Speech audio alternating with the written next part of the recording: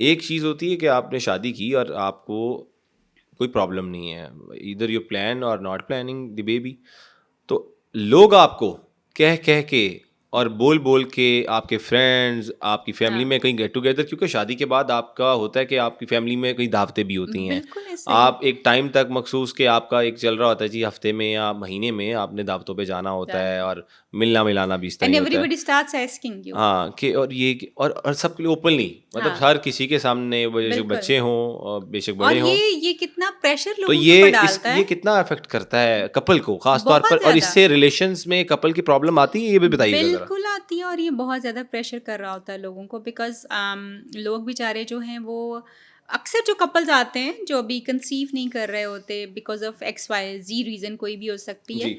तो वो आके कहेंगे कि हमें तो मसले नहीं है लेकिन हमारे घर वालों को, हमारी माँओं को, हमारे गली मोहल्ले और खालाओं दोस्तों को। को बहुत मसला है कि जी अभी तक कुछ हुआ क्यों नहीं है। एक जो चीज़ बड़ी में इम्पोर्टेंट अभी रिसेंटली एक कपल आया तो उनकी मैरिज अभी कॉन्ज्यूमेट नहीं हुई थी। अच्छा। मैरिज कॉन्ज्यूमेट होने का मतलब जो है कि they did not have their wedding night yet properly जो है ओके। वो नहीं साल 2 साल हो चुके हुए थे शादी को लेकिन वो कॉन्ज्यूमेट नहीं हुई थी, ठीक है। शादी जो है वो कॉन्ज्यूमेट नहीं हुई थी। ठीक ये भी है। लोगों को लगता है कि ये कहाँ की बातें होती मतलब हैं, ये हाँ, इसी ये मुल्क की बातें और यहाँ के लोगों की बातें और इसी दुनिया की बातें। I have clients from UK America जो कि जिनकी मैरिज कंज्यूमेट नहीं हुई होती, 5-6 महीने, साल 2 साल गुजर गए होते हैं शादी नहीं, ओके। और उसके अपने कुछ रीजंस होते हैं। तो वो कपल आया तो देवर के अभी तक तो हम अपना ज़दवाजी ताल्लुक़ ही कायम नहीं प्रॉपरली कर पाए, तो अब हमारे ऊपर प्रेशर इस चीज़ के आने शुरू हो गए हैं कि जी हमारा बच्चा क्यों वेयर नहीं इज द हो रहा? बेबी।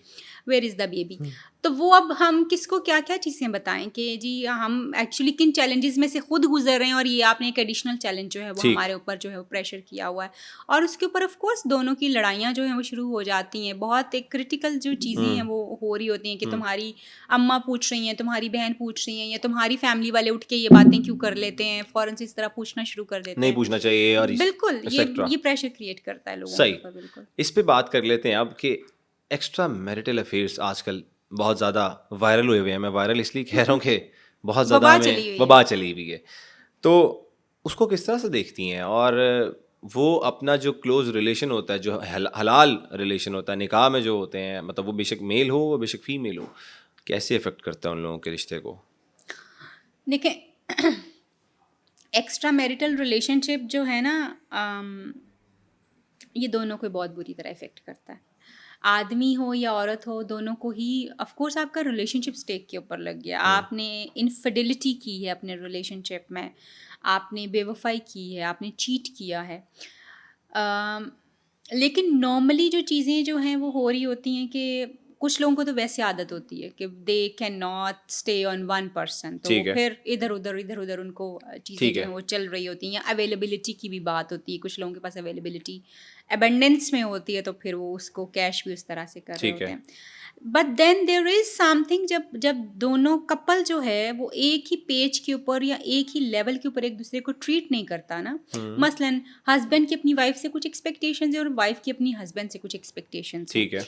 अगर दोनों ही आपका ताल्लुक का मकसद एक दूसरे की रोटी कपड़ा पूरा करना नहीं है, आपका ताल्लुक का पर्पस ये है कि आपने एक दूसरे की इमोशनल फिजिकल नीड्स को पूरा करना है जो कि बेशक। कोई और पूरा नहीं कर सकता। बेशक। आपका मेनली आपके ताल्लुक का जो पर्पस है वो ये है। ऐसे ही है। लेकिन हमें लगता ये है कि जी घर बनाना, कपड़े जूते पॉलिश कर देना, खाना बना लेना, this is the marriage, this और इज़ हम नॉट वो मेन मैरिज। चीज़ इग्नोर वही कर देते हैं। एग्जैक्टली मेन चीज़ जब आप इग्नोर करते हैं। अब I was having the other day a female जिसको मैंने आपको बताया कि उसने कहा कि जब मैंने आपकी वीडियो देखी कि 20% जब डिससेटिस्फाई होता है तो ज़िंदगी हम्म। कैसे इफेक्ट होती है। हम्म।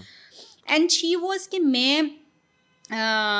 अब मैं अपने हस्बैंड को अपनी एक ज़रूरत बता रही हूँ, if he is not there to fulfil that, तो मैं फिर किससे वो बात करूँगी, मुझे ये बताइए। And when you don't have any problem, एक तो चीज़ होती है ना कि आपकी एक प्रॉब्लम है बिकॉज ऑफ सही कह रही हैं। एनी इशू, आप ये चीज़ें कर रहे हैं, कोई इशू नहीं है, कुछ नहीं है, बट और इंटरेस्ट फिर नहीं इवन है इवन ये सब। हाँ, ये बड़ी इंपॉर्टेंट चीज़ है। ये मैं दोनों के पार्ट के ऊपर बात करूँगी, जी। मेल और फीमेल दोनों की, कि अक्सर अच्छा ये बड़ा एक मुज़ख्ख़ा ख़ेज़ सी बात है ना, अगर फ़ीमेल अपने हस्बैंड से अपनी इस ज़रूरत का इज़हार कर देती है, यानी वो जो इज़्दवाजी ताल्लुक़ को जी। इस्तवार जी। करने वाला टाइम या ख़्वाहिश है उसको इज़हार करती है, तो हस्बैंड उसको ह्यूमिलेट करना शुरू कर देता है। तुम क्या दूसरी औरतें तो इस तरह से नहीं करती, दूसरी औरतें तो उस तरह से नहीं करती, तुम्हारी नीड्स ही ज़्यादा हैं, इस तरह की बात है।